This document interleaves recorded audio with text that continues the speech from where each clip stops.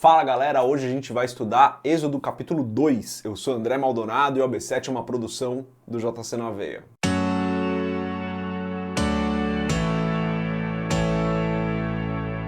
Êxodo capítulo 2 fala agora sobre a vida de Moisés.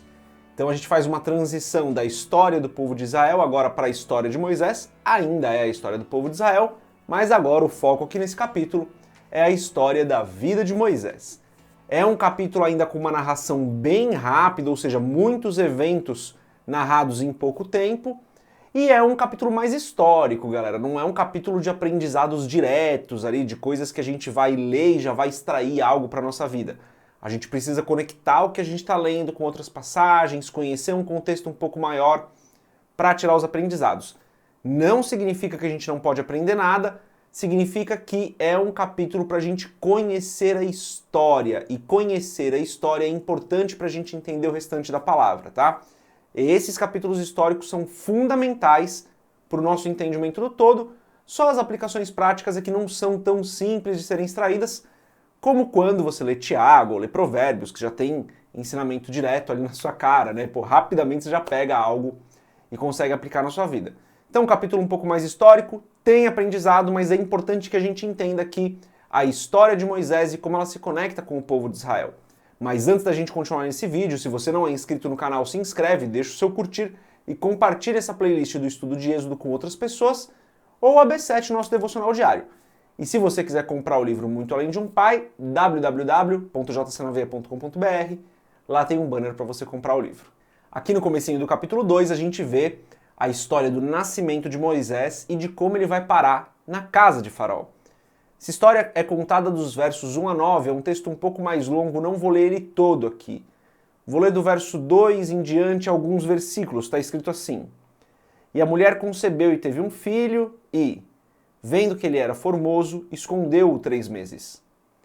Não podendo, porém, mais escondê-lo, tomou uma arca de juncos e a betumou com betume e pés. E, pondo nela o menino, a pôs nos juncos à borda do rio. E a irmã do menino postou-se de longe para saber o que lhe havia de acontecer. Então a mãe de Moisés, Joquebede, prepara esse cesto para que ele não afundasse, coloca Moisés no cesto, Moisés tinha 3 meses, coloca ele na borda do rio, num lugar ali relativamente seguro, né? Claro que não era muito seguro, estava no rio, mas relativamente seguro, e a filha de Faraó iria ali para se lavar. Aparentemente ela sabia disso, por isso que ela preparou toda essa situação.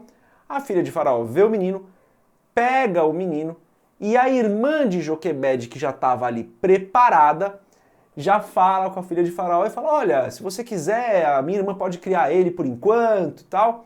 E Moisés acaba voltando para os braços da mãe.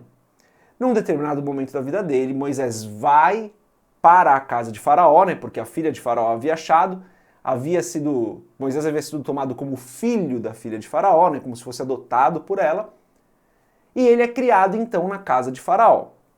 A gente sabe pelo relato de Hebreus que Moisés ele não quis ser chamado filho da filha de Faraó e preferiu estar com o seu povo, né? Isso dá uma série de problemas para Moisés aqui no capítulo 2, então a gente já faz uma conexão aí com outros textos da palavra.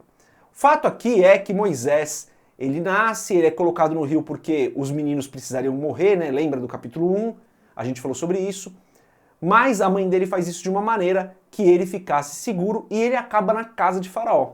Olha que interessante isso, né? Aquele que libertaria o povo de Israel estava justamente vivendo na casa de Faraó. O mesmo Faraó que tinha falado para matar todos os meninos.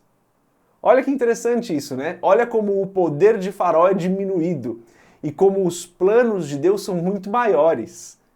Galera, Deus é imparável, Deus é invencível. Não tem nenhum plano humano que subsista, que consiga permanecer diante de um plano de Deus. Faraó é irônico até, e alguns sustentam que essa ironia é justamente algo que Deus fez para mostrar o poder dele. É irônico que Faraó tivesse dado uma ordem para matar todos os meninos hebreus e ele tivesse criando dentro da casa dele justamente o hebreu que ia libertar o povo. Olha que coisa interessante que acontece, né? Deus mostrando o seu poder em relação aos pensamentos e aos planos humanos. É por isso que a gente lê em alguns textos da palavra que os nossos planos não são maiores que os planos de Deus. Os planos de Deus são maiores que os nossos. O que Deus quer é muito maior do que o que a gente quer. E a gente precisa se submeter aos planos de Deus. Nós precisamos nos alinhar com a vontade de Deus, porque a vontade dele é superior à nossa. Faraó tinha feito todo um plano ali e ele estava justamente criando o hebreu que libertaria o povo. Deus é soberano, galera. Isso é uma segurança para nós. Isso nos dá alívio, isso nos dá conforto. Aqui no capítulo 2 a gente também vê como Moisés se posicionava contra a injustiça. Aqui a gente vê ele fazendo isso 3 vezes. A primeira delas, nos versículos 11 e 12, está escrito assim: E aconteceu naqueles dias que, sendo Moisés já grande, saiu a seus irmãos e atentou nas suas cargas. E viu que um varão egípcio feria a um varão hebreu de seus irmãos. E olhou a uma e a outra banda e, vendo que ninguém ali havia, feriu ao egípcio e escondeu-o na areia. A gente sabe que Moisés tinha mais ou menos 40 anos aqui, tá? Atos 7 fala sobre isso. A vida de Moisés é dividida em 3 períodos de 40 anos, né? Os primeiros 40 anos, a criação dele na casa de Faraó, e é aqui nesse ponto da história que a gente está, os primeiros 40 anos de Moisés. Com essa idade, mais ou menos com essa idade, acontece isso, ele vê aí, então, um egípcio que estava maltratando um hebreu, ele mata o egípcio e esconde.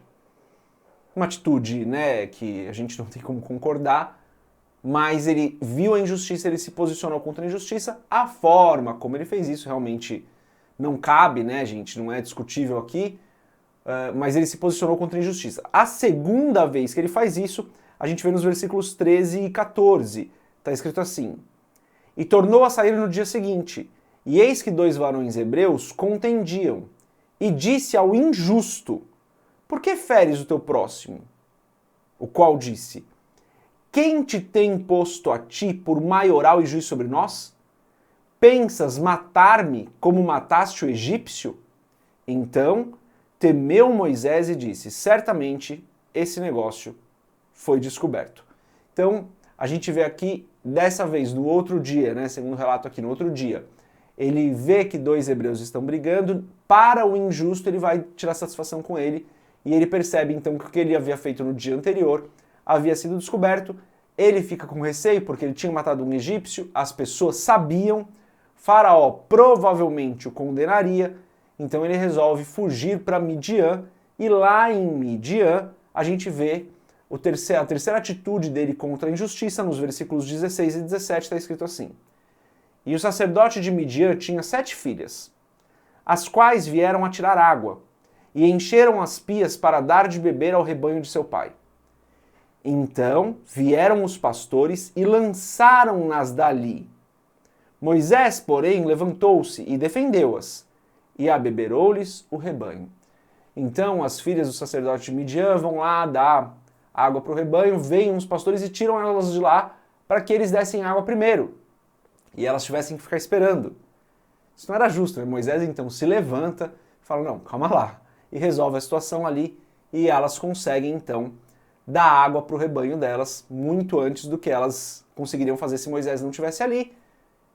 Galera, 3 atitudes contra a injustiça. De novo, a forma como ele faz isso é uma forma que a gente não concorda, claro, mas o ponto aqui que a gente tem de aprendizado é que nós, como cristãos, a gente também tem que lutar contra a injustiça.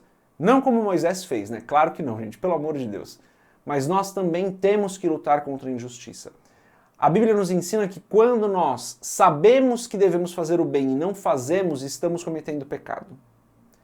Então, quando você vê um ato de injustiça e você não se posiciona, você sabe que você precisa se posicionar. Se você sabe que você precisa se posicionar e você não o faz, você está cometendo um erro. Nós precisamos lutar contra as injustiças desse mundo.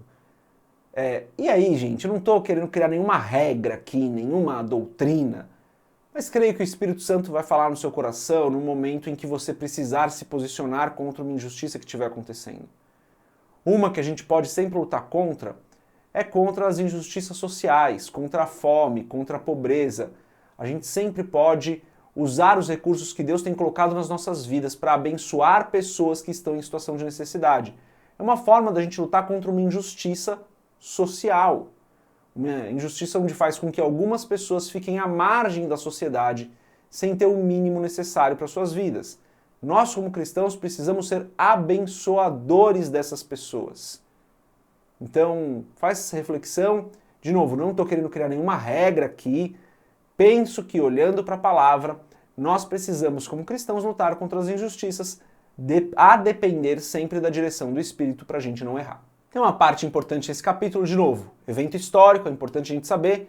Moisés se casa com Zípora, uma das filhas desse sacerdote de Midian. Está escrito ali nos versículos 21 e 22. E Moisés consentiu em morar com aquele homem, e ele deu a Moisés sua filha Zípora, a qual teve um filho, e ele chamou seu nome Gerson, porque disse, peregrino fui em terra estranha. Evento histórico da vida de Moisés, é importante a gente entender que ele nasce hebreu, é criado com Faraó, mais ou menos aos 40 anos, vai para Midian, lá em Midian ele se casa com Zípora, filha do sacerdote de Midian, fica mais ou menos 40 anos ali em Midian. Então a gente está indo para o segundo período de 40 anos da vida de Moisés. Bem pouco detalhe, galera, desses eventos aí, dessas passagens de 40 anos da vida de Moisés. Esses dois primeiros ciclos de 40 anos, temos pouquíssimos detalhes.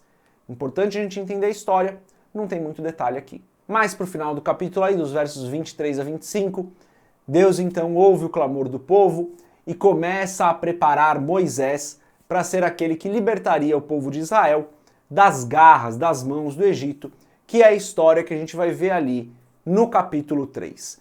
Então, Deus ouve o clamor do povo e já vai trabalhando em Moisés. No capítulo 3 a gente vê o encontro de Moisés com Deus e daí já em detalhes, que é quando a gente vai para o terceiro ciclo de 40 anos da vida de Moisés.